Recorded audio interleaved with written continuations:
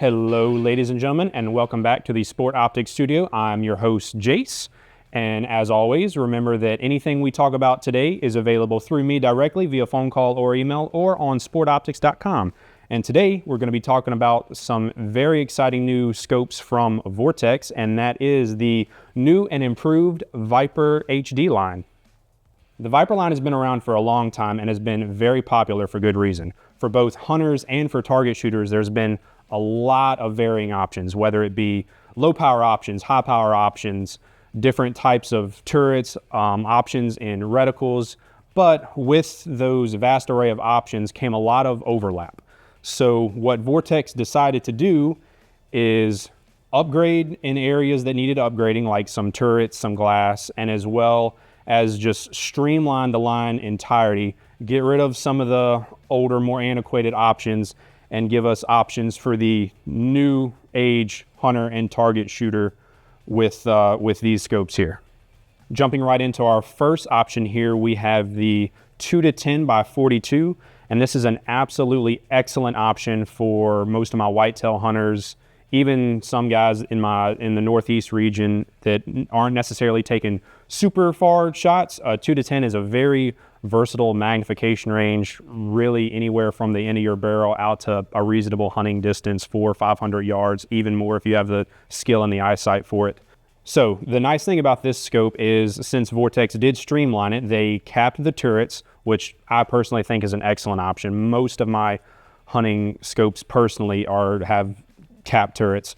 But the nice thing is, if you do decide that you need to dial for distance to take a longer shot, you can unscrew this guy here and you have what I would consider still to be a pretty nice turret for dialing. It's not your normal exposed tactical style turret, but in a pinch you can still take that cap off and dial this pretty nicely. It has good tactile clicks. It's, would be perfectly fine. And that's kind of the nitty gritty of this guy. It's a no frills scope, but it's durable, lightweight, has decent light transmission, and it does have the dead hold BDC reticle in here. So if you need to make an elevation or windage hold in a pinch, you have that information right there in the reticle. Let's move on to our second option, and that is going to be the 3-15 by 44. And this one is going to come in 3 different flavors. Your first one is actually going to essentially be exactly like the 2-10. You have a dead hold BDC reticle, and you're going to have capped turrets. So think essentially like the 2-10 but bigger. The only difference would be the fact that the 3-15 has the parallax adjustment. So touching on the reticles that are available in this guy, we have the dead hold BDC, which is the same reticle that's available in the 2-10, and then we have the VMR3, and that's available in MRAD and MOA, which is essentially going to have basically more information, more holds and hash marks for windage or elevation. And both of the reticles in this scope are going to be second focal plane, meaning in order to accurately use those holds, you're going to want to be at the highest magnification. I think this is still an excellent option for Western hunters, somebody that needs to take a little bit further a shot or just needs to get maybe a little more information on their target. A lot of guys hunting these Western game, you need to be able to score it and that type stuff. And so a little bit of extra power would certainly help for that. And the scope does have a parallax adjustment from infinity down to 20 yards, which I think is perfectly fine for something like this. And last but certainly not least, we have the 5-25 by 50. And for those of you that remember, have been around for a little while, you know that the Viper PST Gen 2 5-25 has essentially been a staple in Vortex's line for the guys that were wanting to do any type of long-range target shooting or competition use, and they were set on, around $1,000. I've heard that plenty of times over the phone. That PST Gen 2 was money. It had great turrets, a good reticle, the magnification range, the quality of the glass, everything for the price point that guy was offered at was fantastic. And this is essentially filling its shoes and is going to be just as good and better. So you still have obviously the same magnification range. We have a better glass quality in these. The light transmission, I've held them up side by side, and you definitely can tell a little bit of a difference in the light transmission in this guy. The turret is a better system, and all in all, it's an improvement to what is already a fantastic scope. And they cut the weight down on this guy. That was probably the biggest complaint I had from people. Not that it's a huge factor in competitive shooting, but for guys that did want to, move around with it, take it hunting, whatever, that was a heavy scope. So not that this scope is light, but they definitely cut the fat on it, and this scope is another just absolutely slam dunk as far as value goes for what it brings to the table. And with this guy, you also have a few different options, just like a couple of the 3-15s that we were talking about. You still have that VMR3 reticle in second focal plane.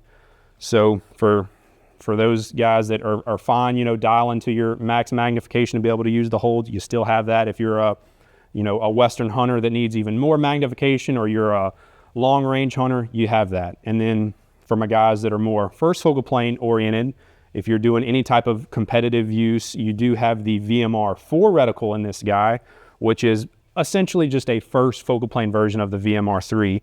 And this scope is going to do absolutely fantastic at competitive use, or even if you wanted to do hunting with it. I think this is a very good dual purpose type of scope.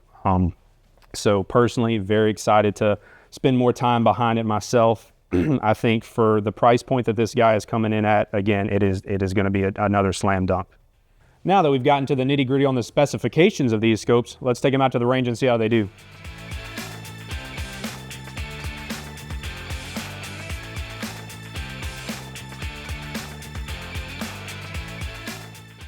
All right, so now that we've taken some time to talk about some of the specifications and get into a little bit of the nitty gritty on the scopes themselves, thanks to some studio magic, we are out here on the range now, and we're gonna actually get some time behind the glass and see exactly what these guys can do.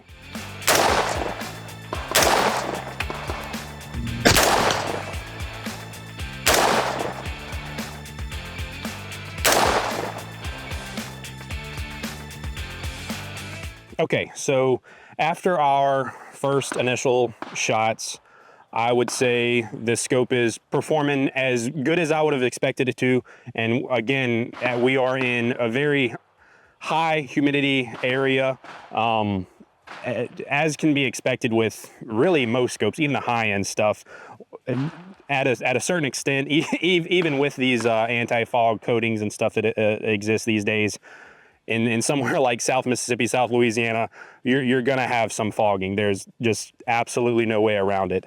So when I took these guys out, you get a little bit of fogging, but after leaving the scope to acclimate to the environment like you should do, these guys cleared up with no problem. And at a little over 100 yards, about 100 yards, crystal clear sight picture. So for this type of scope on a similar setup, whether it be, DMR, or even particularly a hunting rig where you just need something especially simple like the cap turrets, we have a simple BDC reticle in here. This is going to perform excellently for something like that. So just my initial, again, first impressions, first time really getting behind the scope, taking some shots, I would say it's a good value, and this thing's performing as well as I would expect it to.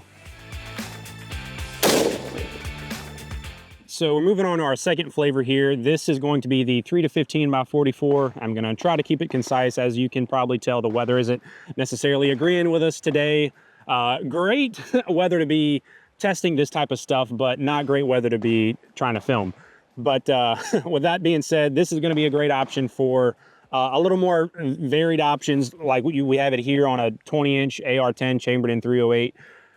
This could very easily be used for hunting applications as well as longer range target shooting, even if you wanted to do some type of competitive use with it, whereas that 2-10 is more geared towards purely hunting. This one you can potentially do a little more with. So with that being said, we're gonna take a few shots through it.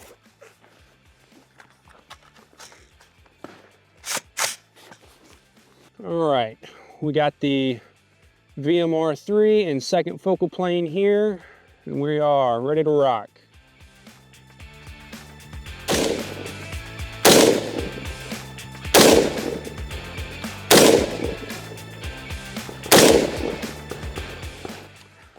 All right, so that was our first 5 shots through this guy. We're shooting at about 100 yards. I'm cranked all the way up to 15 power. And again, you know, to really get a perfect picture of this guy, we want to shoot it out to further distances. But just getting behind it, seeing the glass, again, especially in these super dreary conditions that we're dealing with, I certainly wouldn't call it low light, but it's definitely not bright light or super ideal. And the glass is acclimated perfectly fine. I'm getting a very good image at 100 yards.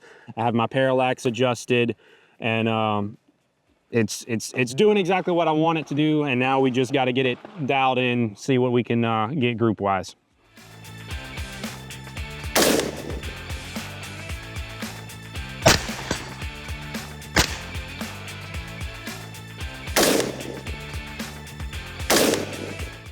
We've got a couple mags through the 3 to 15.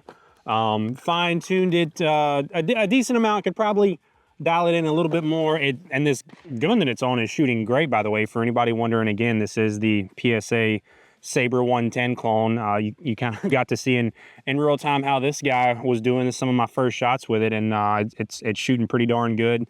And this scope is helping it do its job, you know. So I don't really have any issues with the little bit of time I've spent behind it so far. Again, this particular one has that VMR3 reticle, which is the second focal plane reticle with the hashes for either windage or elevation. It also comes in that dead hold BDC that is in that 2 to 10 as well. It seems to be tracking on exactly the adjustments that I'm making. It's tracking fine. You can probably see it in my face. The rain stopped and it got even more humid here, so I'm nice and sweaty behind this guy, and it's doing what I need it to do. It's making adjustments. The turrets are doing just fine. I haven't set up the zero stop on this guy yet, but with this locking turret system, just making adjustments on the fly. Again, we have cap windage on this side, and it's you know, for what it's designed to do on this platform, I think it's doing its job pretty well.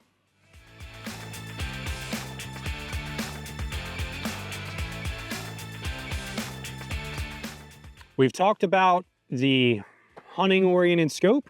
We've talked about the hybrid scope, and now we're on to this big guy here. This is the 5 to 25 by 50, which is certainly going to be geared more towards target shooting, competition use, any type of longer range type of application. Not that you can't use it for hunting. I know a lot of guys will take higher powered scopes hunting out west, and you know, if they're taking shots on game, if they have the skill to do it at extended ranges, and this guy could certainly get the job done.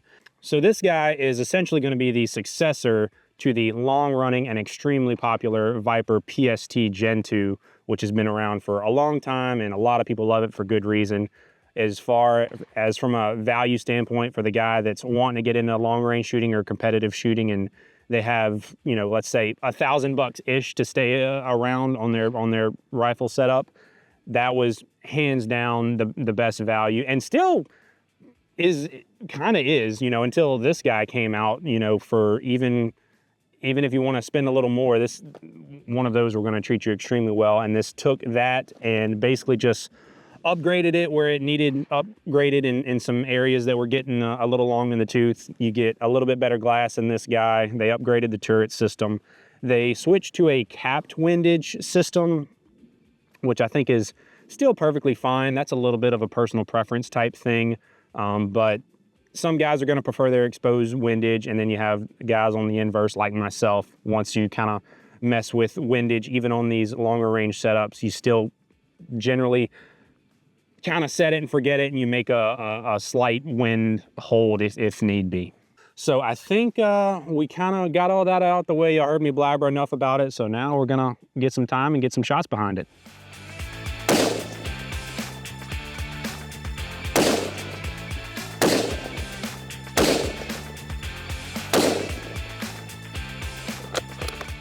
So we've got this guy dialed in a little more. Still probably have to make a few more adjustments to it, but man, again, for what it is, for its intended use, I think for the guy that's, you know, got to be budget minded, but he's got, you know, a little more to spend than say like a Strike Eagle or Venom or something like that, because you can certainly tell a difference, you know, upgrading to that. Again, like I was saying earlier when we were looking at the 2 to 10, it's not a razor, but for the price point, and as long as you understand what you're getting into, the value is there. I think this is a fantastic upgrade to what is already an extremely popular and fantastic scope, and I think this is going to be a pretty good contender for a while to come.